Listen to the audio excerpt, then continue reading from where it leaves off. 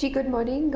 हमारे जो रडार पे है मेरे वो है एम फाइनेंस। हम देख रहे हैं कि स्टॉक जो है कंटिन्यूसली वीकली बेसिस पे बेस शिफ्ट करते जा रहा है हायर जोन्स की तरफ, और कल एक अच्छे प्राइस वॉल्यूम सर्ज के साथ आज हम देख रहे हैं कि स्टॉक फिर भी ऊपर की तरफ होल्ड कर रहा है डिस्पाइट द मार्केट वीकनेस। तो यहाँ पे मेरी राय रहेगी कि हम खरीदारी करें। 320 के एक टारगेट्स इमीडिएटली बनते हुए दिख रहे हैं, 307 के एक स्टॉप लॉस के साथ।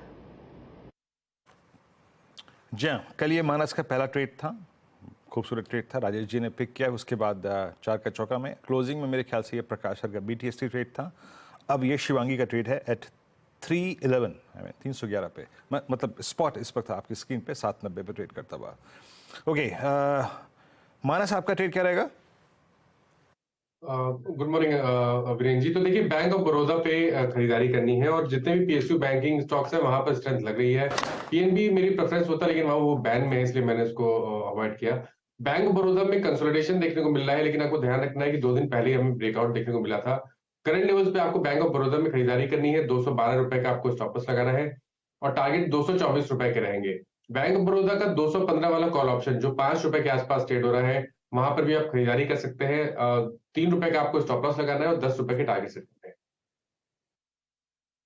जी हाँ, तो अभी कुछ देर पहले जो अनुज ने बात कही उसको प्लीज़ अपने जहन में रखिएगा। That cross combination, HDFC bank की सेलिंग, वो एक PSU बैंक्स के लिए कंफर्ट है और वो स्क्रीन पे दिखाई भी दे रहा है और वो निफ्टी बैंक पर भी दिखाई दे रहा है।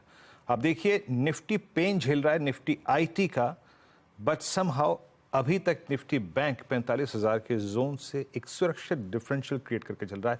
On the contrary Nifty sink हो रहा है। तो प्लीज़ अभी वो बात जो कही गई थी उसको जहन में रखिएगा। That cross combination HDFC bank versus PSU banks. Rajesh Satputi ji, आपका ट्रेड क्या होगा? वीरेंद्र जी, मैं सेल करूंगा। मुझे लगता है कि ऑटो में थोड़े यहाँ पे प्रॉफिट बुकिंग होगी। मुझे स्ट्रक्चर वाइज मारुति ज्यादा वीक लग रहा है, TVS मोटर वीक लग रहा है। तो अगर मुझे एक चुनना है देन प्रोबेबली TVS मोटर को चुनूंगा। TVS मोटर क्यों? क्योंकि मेरे हिसाब से यहाँ पे निगेटिव डाइवर्जेंस है, एंड अकॉर्डिंग टू डाइवर्जेंस यहाँ पे प्रोजेक्शन बनता है 1460 का, 1460। तो 1460 के टारगेट के लिए हम TVS मोटर को बेचेंगे।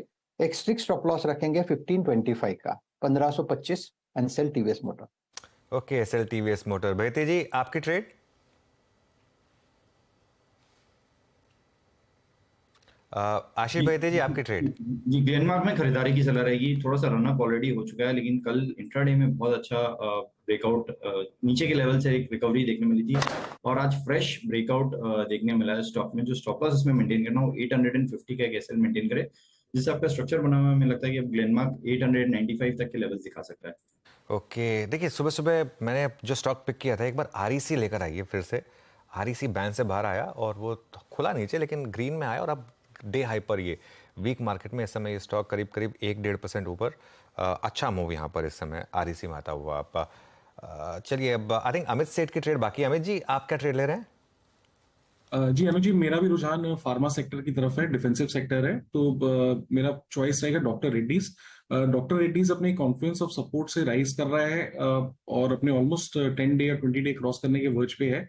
5689 इसका प्राइस है कैश में। इसे बाय करें for a target of 5800 and stop loss of 5620।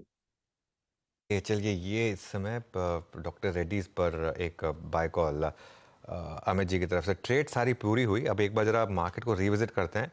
देखिए, मिड कैप में रिकवरी आ रही है। Mid cap index almost green में आने को तैयार है अब, लेकिन आज प्रेशर पॉइंट है IT पर।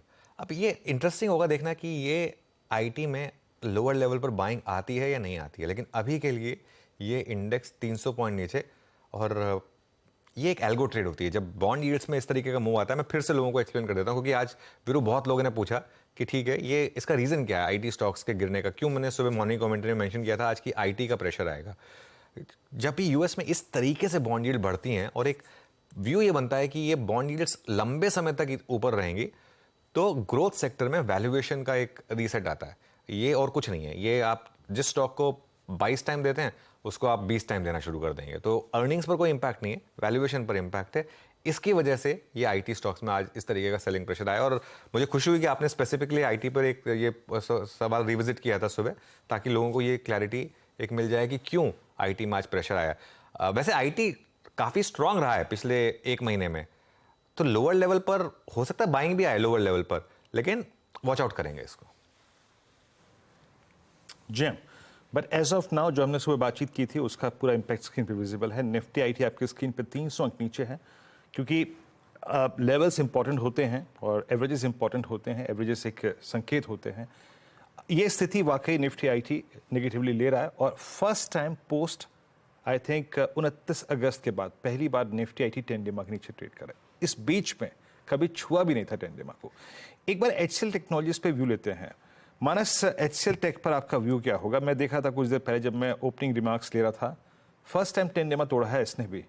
ये HCL टेक्नोलॉजीज पे कोई पुट ऑप्शन लेने का व्यू या फिर शॉर्टिंग का व्यू? हालांकि फ्यूचर्स में शॉर्ट करना अब तो बहुत देर हो गई है, आपका व्यू क्या बन रहा है, या फिर किसी और IT स्टॉक में? मानस जी, तो देखिए HCL टेक की जहां तक बात है, करीब 3 दिनों से हम करेक्शन देख रहे हैं। शायद करेक्शन थोड़ा सा डीप और हो सकता है, 1245 तक के स्तर देखने को मिल सकते हैं, लेकिन आई थिंक अपॉर्चुनिटी मिस हो चुकी है। अगर आपने शॉर्ट नहीं किया है या तो पुट ऑप्शन नहीं लिया तो वो अपॉर्चुनिटी मिस हो चुकी है, क्योंकि वीकली चार्ट बहुत ही बेहतर है। और मेरा समझना है कि अगर ये 20 डे मूविंग एवरेज टेस्ट होता है, 1240 1245 की रेंज में आता है, तो वहां पर एक बहुत ही बढ़िया बाइंग अपॉर्चुनिटी मिलेगी आपको, जहां पर आपके स्टॉप लॉस 1190 के नीचे रहेंगे। वो एक पोजिशनल ट्रेड होगा और आप टारगेट वापस टेस्ट कर सकते हैं, देख सकते हैं 1310 के और उसके ऊपर शायद 1340 के।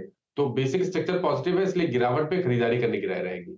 ओके, अच्छा शरद जी, एक जरा व्यू दीजिए अपना। ये जो पावर स्टॉक्स और पावर एंसिलरी स्टॉक्स हैं, खासतौर से REC PFC में जो सर्ज आया है पिछले एक महीने में, इसको आप किस तरीके से देख रहे हैं? क्या यहाँ पर प्रॉफिट ले लें अगर प्रॉफिट आ रहा है तो? मेरे हिसाब से अब स्टॉक्स लगभग one time price to book पे आ गए हैं। Forward one time price to book आने में अभी भी थोड़ा सा समय बाकी है। मुझे लगता है यहाँ से भी दोनों स्टॉक्स में करीब 40-50 रुपए और बढ़ेंगे तो फॉरवर्ड पे one time price to book पे आएगा। और मेरा ये मानना है कि जिस तरीके से नंबर्स इंप्रूव हो रहे हैं डिस्कॉम के लेवल पे और हर चीज पे, आप ये आसानी से उम्मीद कर सकते हैं कि इन स्टॉक्स को 1.5 के आसपास का प्राइस टू बुक मिलेगा। तो यहाँ से लेके जैसे जैसे ये स्टॉक्स रीरेट होते हैं 1.5 टाइम्स के प्राइस टू बुक तक, मुझे लगता है आपको ग्रेजुअली प्रॉफिट बुक करना चाहिए, क्योंकि नंबर्स के लेवल पे लगातार हमें इंप्रूवमेंट देखना मिलना चाहिए, चाहे वो आपके NPA के लेवल्स हों या एडवांसेस ग्रोथ हो इनकी। दोनों ही सेगमेंट्स में मुझे लगता है काफी स्ट्रॉन्ग ग्रोथ दिखनी चाहिए। जैसा मैं सुबह भी बात कर रहा था कि SJVN में भी लगभग 1 लाख करोड़ का PFC के संग टाई अप में उन्होंने नए प्रोजेक्ट्स की बात की है। तो मुझे लगता है ग्रोथ काफी रैपिड है, खास करके रिन्यूएबल वाला पुश काफी स्ट्रॉन्ग है, पावर डिमांड काफी स्ट्रॉन्ग रहनी चाहिए और डिस्कॉम्स की इंप्रूवमेंट के साथ साथ इनको काफी फायदा होना चाहिए। तो मुझे लगता है यहाँ से भी अगले 20-30% ये स्टॉक जब बढ़ते हैं, वहां पे ग्रेजुअली आप आधा पैसा निकाल लें, आधा आप फिर भी कंटिन्यू